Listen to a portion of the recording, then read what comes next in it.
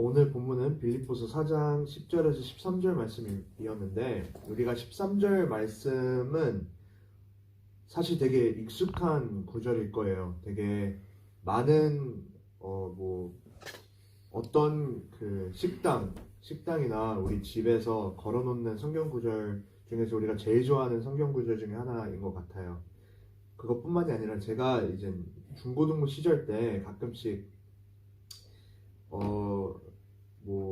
전도사님이 좀 힘들다 오늘은 그러면 우리가 영상을 봤었어요. 영상을 봐가지고 그 영상 통해서 제가 기억나는 영상 중에 하나가 올림픽 그 선수가 금메달을 따는 그 여정을 담은 그런 간증의 영상이었는데요.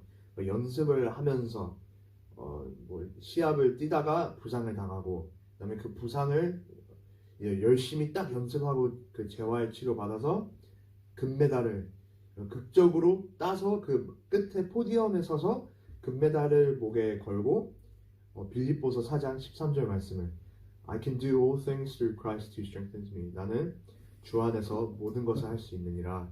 내가 모든 것을 할 수 있는 능력을 주님 안에 있다. 이렇게 고백을 하는 그런 멋진 영상들을 많이 봤었어요. 제 기억으로는. 그래서 우리가 빌립보서 4장 13절 말씀이 사실 많이 익숙해요. 익숙한 것 떠나서 되게 좋아하는 구절이에요. 그래서 간증할 때 연예인들이나 운동선수들이나 어떤 정상에 도달한 어떤 업적을 이룬 그런 사람이 고백을 하는, 하나님이 하셨습니다. 제가 이것을 이뤄낼 수 있었던 것은 하나님이 그 능력을 주셨습니다. 이렇게 고백을 하면서 간증 구절처럼 이제 많이 생각되는 그런 구절인 것 같아요. 그게 맞아요. 간증 구절이 맞아요. 이 컨텍스트, 이 오늘 본문에도 보면 빌립보서 4장 13절에서 10절에서 13절까지의 내용들을 보면 사실 바울의 간증이에요.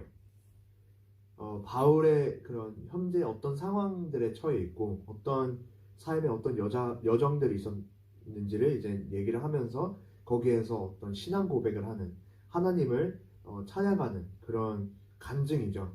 간증인데 우리가 오해를 하면 안 되는 부분이 있어요. 그래서 제가 오늘 사실 이 본문을 선택한 이유는 우리가 우리의 신앙생활에서 간증에 대한 올바른 이해와 또 그리스도인의 만족에 대한 그 올바른 이해가 있어야지만 우리가 이 본문을 잘못 활용하지 않는 것 같아요.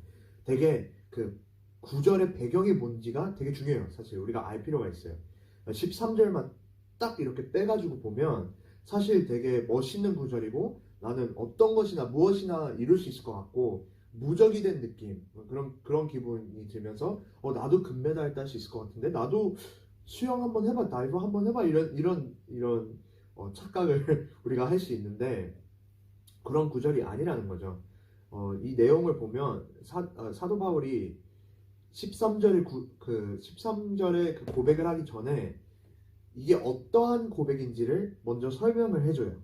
이게 그냥 대뜸하는 고백이 아니라 사도 바울이 이 고백을 하기 전에 나는 비천에 처할 줄도 알고 풍부에 처할 줄도 알아. 모든 일 곧 배부름과 배고픔과 풍부와 궁핍에도 처할 줄 아는 일체의 비결을 배웠노라 라고 해요.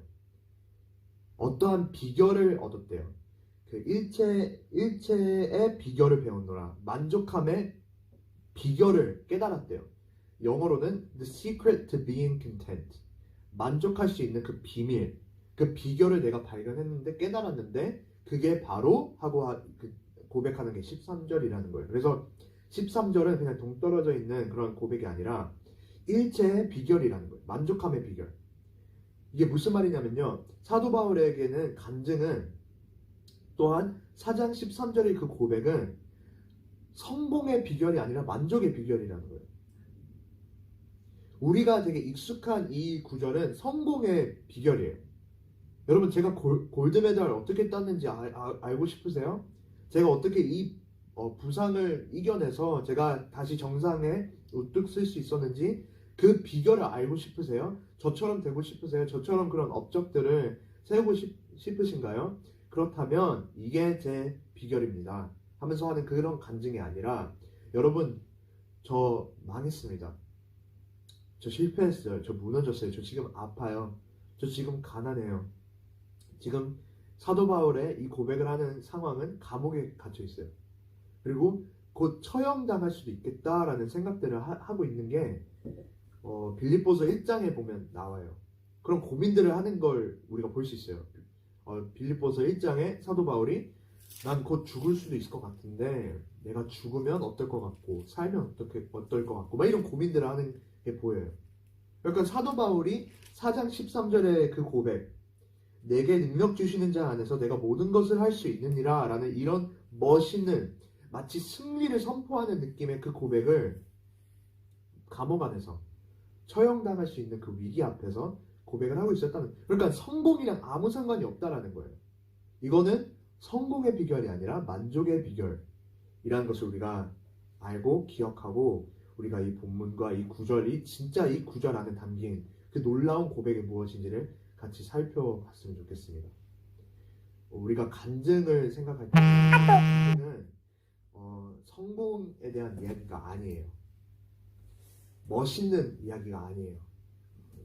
간증이란 것은 여러분 하나님에 대한 이야기예요. Success stories가 아니라 God stories. 그게 간증이란 겁니다.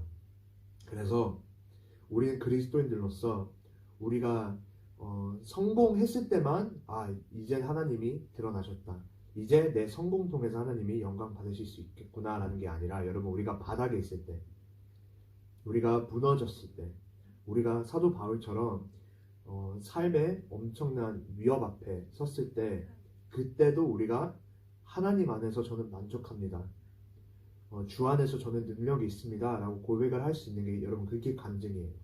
그래서 우리가 그런 착각에서부터 벗어날 필요가 있어요. 계속 교회에서 성공된 그런 이야기들만 들으면서 제가 이렇게 어려웠는데 이겨냈습니다. 그런 이야기들만 듣고 그게 간증이라고 생각을 하면 그 외에 성공 외에 우리의 모든 과정과 모든 순간들이 갑자기 의미가 없어지고 하나님을 그 자리 가운데 우리가 놓칠 수가 있어요.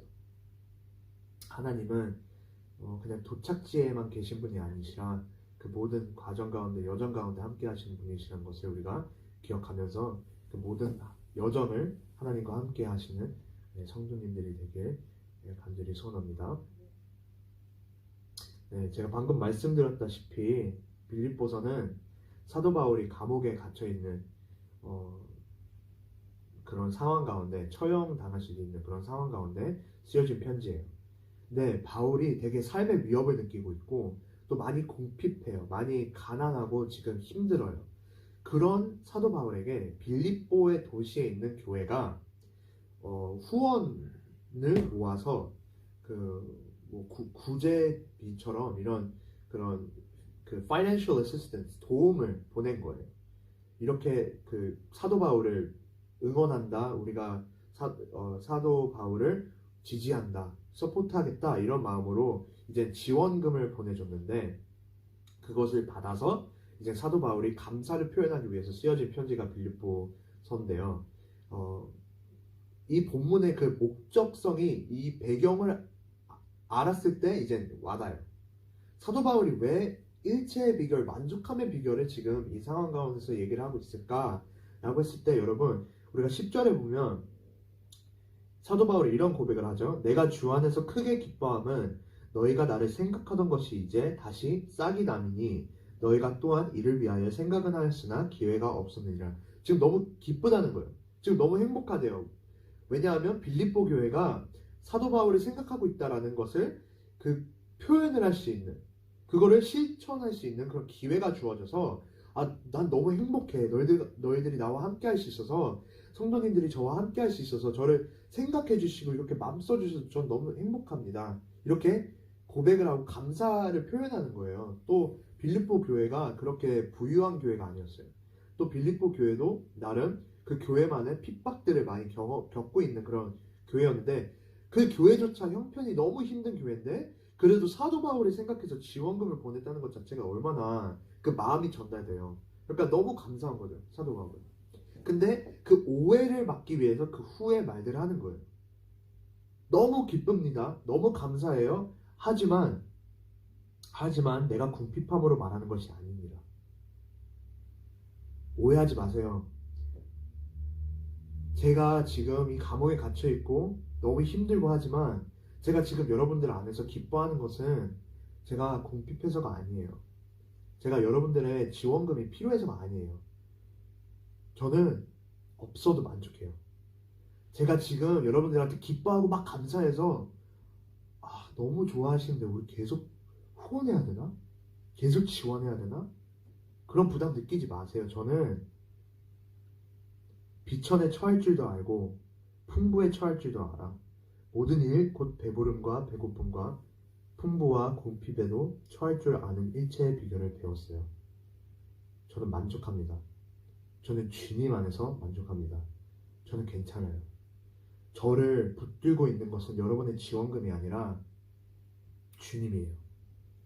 저는 상황에 여러분들의 지원금이 오기 전까진 너무 낙심하고 너무 힘들고 그랬다가 여러분들의 지원금 받았을 때 그때 갑자기 기뻐지고 만족감이 생긴 것이 아니라 저는 주님 안에서 항상 있습니다. 이렇게 고백을 하는 거예요. 의존적이지 않음을 그거를 간증을 하는 거죠.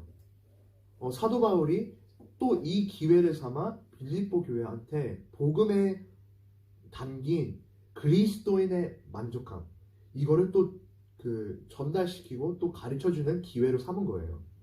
제가 오늘 설교의 제목을 그리스도인의 만족이라고 지었습니다.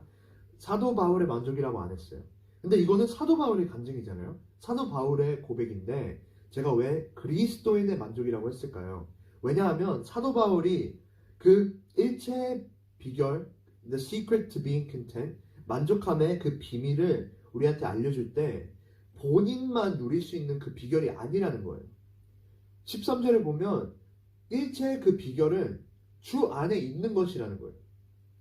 그래서 사도 바울의 어떤 성향 때문에 어떤 특정한 상황 때문에 어떤 사도 바울만 있었던 그런 은사 때문에 사도 바울의 고백이구나 이게 사도 바울은 진짜 대단하다 어떻게 이런 고백을 이런 상황 가운데 할 수 있지 역시 사도 바울 이렇게 우리가 받아들이면 되는 게 아니라 이게 그리스도인의 만족이구나 주님 안에 있는다는 것은 바로 이런 것이구나 나도 이 능력을 주시는 자 안에 있으면 나도 사도 바울이 고백했던 것처럼 사도 바울이 누렸던 것처럼 그런 만족을 내 만족으로 삼을 수 있구나. 그것을 우리가 깨달을 필요가 있는 거예요. 여러분 이거는 사도 바울의 만족이 아닙니다. 이거는 그리스도인의 만족이에요.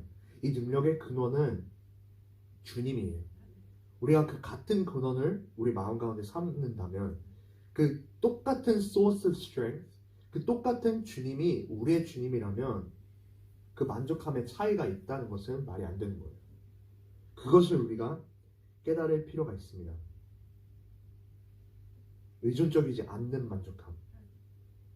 그 외에 주님 외의 것들에 우리가 휘둘리지 않는 그런 그리스도인의 만족함. 우리가 이 만족함을, 이 비결을 우리가 배울 필요가 있어요. 이 만족함을 봤을 때 세상이 떠는 거예요. 이 만족함을 봤을 때 세상이 이해를 못하는 거예요. 우리가 예수님을 사랑합니다 라고 말하면서 세상이랑 똑같이 세상이 만족하는 것들에 만족하고 세상이 불만을 갖는 것들에 똑같이 불만을 가지면서 아니야 우리는 예수님 안에 소망이 있어 나는 예수님을 사랑해 라고 말하면 여러분 전혀 설득력이 없어요. 근데 세상이 봤을 때 전혀 만족할 수 없는 상황에 처해 있는 사람이 나는 괜찮아. 나는 주님 안에서 괜찮아. 나는 주님 안에서 이 모든 것을 감당할 수 있고 만족할 수 있는 그 능력이 있어. 라고 했을 때 그거는 세상에 없는 만족함이거든요. 그거는 주님 바깥에서 절대로 누릴 수 없는 만족함이기 때문에 우리가 그것을 누렸을 때 세상이 하나님을 보는 거예요. 주님의 놀라우심을 느낄 수 있게 되는 거예요. 근데 우리는 이 부분을 많이 어려워하는 것 같아요. 우리가 만족함에 대해서 좀 제가 사실 설교를 너무 길게 하는 것보다 그냥 짧게 하는 게 더 좋을 것 같아서 그냥 마지막 포인트를 제가 하자면 우리가 만족함 중요한 걸 우린 다 알잖아요. 우린 다 알아요. 그리스도인은 만족해야지. 맞아. 뭐 주님 안에서 우리 뭐 얼마나 큰 축복이 있는데 은혜가 있는데 이렇게 우리가 깨닫고 있긴 한데 우리가 생각하는 그 만족함이 좀 다른 것 같아요. 오늘 이 13절에 만족함의 비결, 일체의 비결을 얘기하기 전에 같은 장 빌립보서 4장 4절에 명령을 해요. 그 교인들한테 어떤 것을 선포를 해요. 빌립보서 같은 챕터예요. 빌립보서 4장 4절을 보면 이렇게 사도 바울은 말합니다. 주 안에서 항상 기뻐하라. 내가 다시 말하노니 기뻐하라.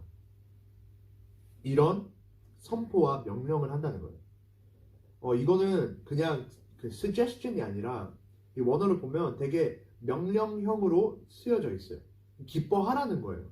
해야 된다는 거예요. 그리스도인이라면 우리는 기뻐해야 된다는 것을 지금 빌립보 교인들한테 전달하고 있다는 거예요. 근데 우리는 만족함 중요한 거 알아요. 그리고 물어보면 여러분 주님 안에서 만족하세요? 라고 하면 여기에서 아니요 저는 부족한데요 라고 하실 분들이 많지는 않으실 것 같아요. 우리는 항상 주님으로 우리 자신을 위로하잖아요. 뭔가 안 됐을 때 뭔가 힘들 때 우리는 주님으로 우리 자신을 위로하고 천국의 소망으로 우리가 다시 일어나는 게 그리스도인들이잖아요. 그게 우리의 삶이잖아요. 근데 제가 여러분들한테 도전드리고 싶은 부분이 여러분 그 만족함 가운데 기쁨이 있으셨나요? 기쁨이 있으셨나요? 우리가 생각하는 만족함은 도대체 어떤 만족인지 우리가 다시 한번 생각을 해봤으면 좋겠어요. 이게 큰 차이가 있어요. 여러분 기쁨이 없는 만족이 있고 기쁨이 있는 만족이 있어요. 근데 사도 바울이 4장 13절에 말하는 그 만족에는 그 주님 안에서 그 모든 능력이 있는 그 모습은 그리스도인의 만족은 4절에 말하는 기쁨도 같이 있어야 된다는 거예요. 그걸 우리가 묶음으로 봐야 돼요. 진정한 그리스도인의 만족 안에는 기쁨도 있다. 이것을 우리가 이해를 할 필요가 있어요. 그리스도인이 나는 만족해 라고 말하는데 그 속에 만족 속에 난 그리스도 안에서 만족해 난 예수님으로 충분해 라고 하는 그 고백 속에 여러분 기쁨이 없다면 우리는 예수님을 어떻게 생각하는 거냐면요 예수님은 충분하다 라고 우리가 생각을 하는 거예요. 충분하다 괜찮은 것 같잖아요. 그렇죠? 충분하시잖아요. 예수님 충분하시죠. 근데 여러분 성경에는 예수님을 충분하다라고 말하진 않아요. 그리스도인의 만족이 기쁨이 있을 때는 여러분 그런 사람한테는 예수님이 어떤 분이시냐면요 충만하신 분이에요. 그리스도인의 만족과 그 만족 안의 기쁨은 여러분 우리가 예수님을 충분하다고 생각하는지 아니면 충만하다고 생각하는지에 달려 있습니다. Is Jesus enough? Or is he more than enough? 뭔가 겨우 딱 우리의 성을 채워주는 그런 예수님. 뭔가 아쉬운데 뭔가 성이 안 차는데 뭐 그래도 뭐 천국 가니까 뭐.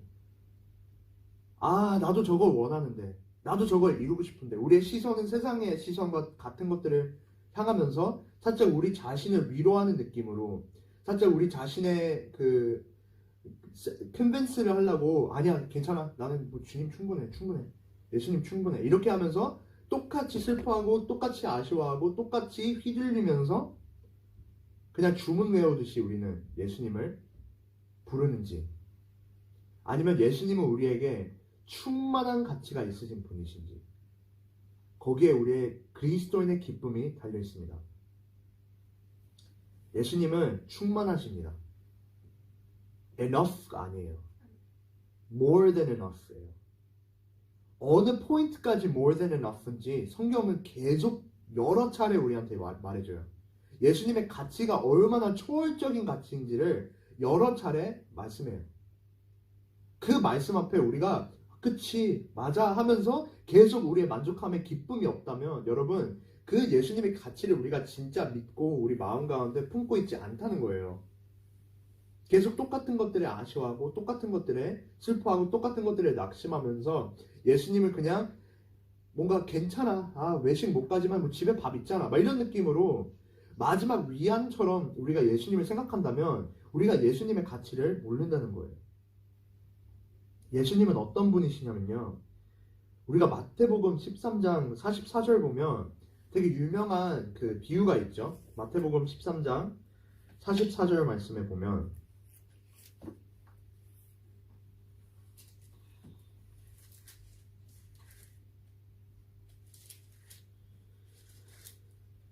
이런 비유가 있습니다. 천국은 마치 밭에 감추인 보화와 같으니 사람이 이를 발견한 후 숨겨두고 기뻐하며 돌아가서 자기의 소유를 다 팔아 그 밭을 사느니라. 우리가 익숙한 비유죠. The kingdom of heaven is like treasure hidden in a field. When a man found it, he hid it again, and then in his joy went and sold all he had and bought the field. 이게 천국이라는 거예요. 천국은 마치 우리가 밭에 어떤 보물을 발견했고 한눈에 그 보물의 가치를 우리는 바로 알아챘어요.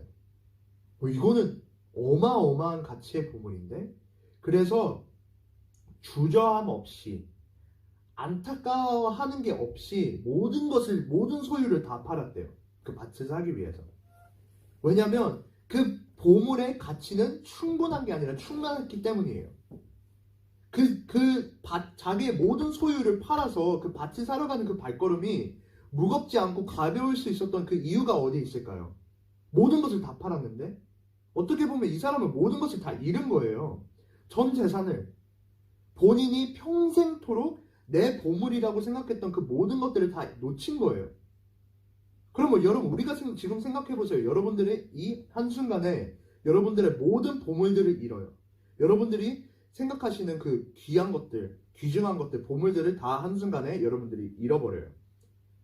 그러면 성도님들은 주님을 향해 가는 그 발걸음이 무거우실 것 같아요? 가벼우실 것 같아요?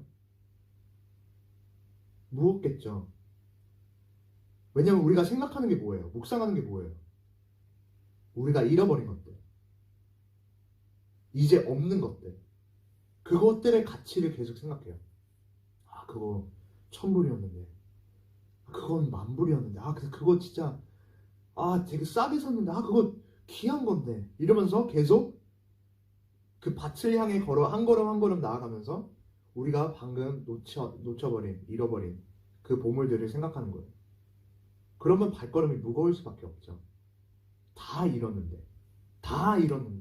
이젠 내가 가진 게 하나도 없는데. 하지만 그 발걸음이 가볍고 기쁘기 위해서는 잃은 것들, 놓친 것들, 팔아 없어져 버린 그런 것들을 생각하는 것이 아니라 지금 내가 향해 걸어가고 있는 그 보물, 그것의 가치가 무엇인지, 내가 모든 것을 다 팔아서 이거를 취득하는 것은 그냥 충분하고 비슷비슷한 게 아니라 비교도 할 수 없는 훨씬 더 초월적인 가치를 갖춘 그 보물을 우리가 생각하면 전혀 아쉬움이 없어요. 발걸음은 가벼워요. 오히려 달려가겠죠. 뛰어가겠죠. 노래 부르면서 가겠죠. 바로 이 비유의 이분의 모습처럼. 근데 우리는 신앙생활을 어떤 발걸음으로 우리는 걸어가고 있나요? 여러분, 우리 발걸음 무거우세요? 가벼우세요? 세상의 보물들을 보면서 우리가 아쉬워하세요? 아니면 우리가 주님이란 우리의 보물을 보면서 여러분 우리는 기뻐할까요? 그게 그리스도인의 만족의 비결이라는 거예요. 그게 항상 기뻐할 수 있는 근원이라는 거예요. 우리의 보물, 우리가 잃는 게 아니라는 것을 우리가 알아야 돼요. 그리스도인들로서 우리가 아쉬운 게 전혀 없어요. 다 잃을지라도 좀 극단적인 삶의 모든 일들이 잘 안 되고 망하고 무너지고 해도 여러분 우리가 주님이라는 보물 한 분만 있어도 우리는 뛰고 기뻐하고 찬양을 할 수 있어야 돼요. 우리가 소유하는 것이 하나도 없고 감옥에 갇혀서 처형당할 수도 있다는 그런 상황 앞에 서 있을지라도 우리는 그 자리 안에서조차 기뻐할 수 있어야 되고 만족함에 고백을 할 수 있어야 돼요. 왜냐하면 우리는 충분한 예수님이 아니라 우리에게는 충만한 예수님이 계시기 때문입니다. 빌립보서 3장 오늘 본문의 바로 전 장에 보면 이거를 제일 놀라운 고백을 우리가 발견할 수 있어요. 3장 7절 8절 말씀입니다. 그러나 무엇이든지 내게 유익하던 것을 내가 그리스도를 위하여 다 해로 여길 뿐더러 또한 모든 것을 해로 여김은 내 주 그리스도 예수를 아는 지식이 가장 고상하기 때문이라. 내가 그를 위하여 모든 것을 잃어버리고 배설물로 여김은 그리스도를 얻고. 이게 아멘이길 바래요. 우리 모두의 고백이 되길 바래요. 되게 무덤덤하게 안타까워하면서 전혀 기쁨 없는 마음으로 이 고백을 하는 것이 아니라 진짜 우리가 주님 안에서 어떤 보물을 가졌는지 우리가 아는 사람들처럼 진짜 복된 소식을 우리가 품은 자들처럼 기뻐하면서 가벼운 발걸음으로 주님 안에서 날마다 만족을 고백하면서 이 고백을 할 수 있는 우리가 됐으면 좋겠습니다. 여러분, 우리가 주님 외에 보물로 삼고 있는 그 모든 것들은 주님 앞에서는 배설물이에요. 이게 얼마나 큰 고백인지 우리가 알 필요가 있어요. 배설물은 사실 이거 원어로 보면 그 한국어로도 배설물이 그런 뜻인지는 잘 모르겠는데 그 영어로는 그게 표현이 잘 안 되거든요. 동물들의 똥. 사도 바울이 생각할 수 있는 제일 하찮은 것을 생각하는 거예요. 사실 되게 성경이랑 어울리지 않는 단어예요. 딱 한 번 여기에만 딱 한 번 등장해요. 되게 더러운 단어예요. 제일 비참한 것, 제일 가치가 없는 것을 표현하기 위해서 사용한 단어예요. 사도 바울은 예수님이라는 그 말도 안 되는 천문학적인 가치를 갖춘 그 보물을 말도 안 되는 그 배설물 같은 그 제일 하찮은 것을 옆에 둬서 비교를 하는 거예요. 그 다음에 예수님의 가치를 더 강조를 하는 거죠. 근데 이것을 말하는 이유는 사도 바울이 이런 표현을 사용하는 이유는 예전에 사도 바울의 그 보물들, 이젠 배설물이 돼버린 그 보물들의 가치가 갑자기 변한 게 아니에요. 갑자기 뭐 주식처럼 그 가치가 바닥 쳐가지고 이건 배설물이 됐네? 이게 아니라는 거예요. 그 보물들은 여전히 보물들이에요. 우리는 항상 따져요. 예수님 앞에서. 예수님, 차가 얼마나 좋은지 집이 얼마나 중요한지 알아요?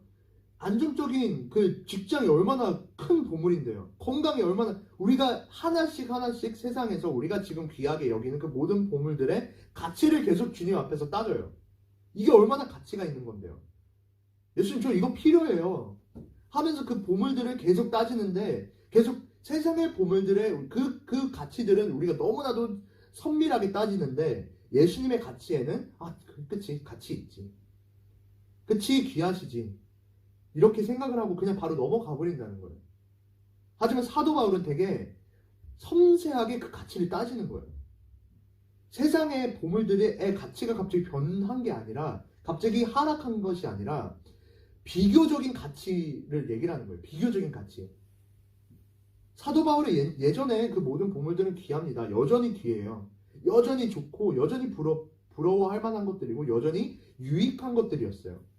하지만 예수님이라는 분 앞에서는 비교적인 가치가 배설물로 만들어버린다는 거예요. 그것을 그리스도인이, 예수님을 품은 그리스도인들이 깨달을 필요가 있는 거예요. 우리가 그래서 만족하고 그래서 기뻐하는 거죠. 비교적인 가치. 예수님 옆에서는 그 모든 것은 이제 그냥 없어도 괜찮은 것이 아니라 예수님과 나의 관계 사이에 들어가려고 하는 것이라면 해로 여기고 오히려 배설물, 쓰레기로 여겨서 버려버린다. 우리는 근데 둘 다 품고 가려고 하는데 속으로는 그 세상의 보물들을 더 기뻐하면서, 사도 바울은 그런 말을 하고 있지 않아요. 여러분, 우리가 충만한 예수님의 가치를, 그리고 그 충만한 예수님의 가치 앞에서 이 세상의 보물들이 얼마나 하찮은 것들인지, 우리와 예수님의 관계를 금가게끔 할 만한 가치가 절대 없어요. 우리가 주저하는 것 자체가 말이 안 돼요. 세상의 보물과 예수님 앞에 그 크로스로드가 있다면 내가 예수님을 선택해야 돼. 이 세상의 보물들을 선택해야 돼. 이 고민하는 것 자체가 우리가 예수님의 가치를 모른다는 거예요. 우리의 발걸음이 가벼워야 됩니다. 뒤로 돌아보는 게 없어야 돼요. 아쉬움이 없어요. 안타까움이 없어요. 우리에게는 충만한 만족과 충만한 기쁨이 있어요. 그게 바로 사도 바울이 말하는 만족함의 비결인 것을 우리가 깨달았으면 좋겠습니다. 기도하겠습니다.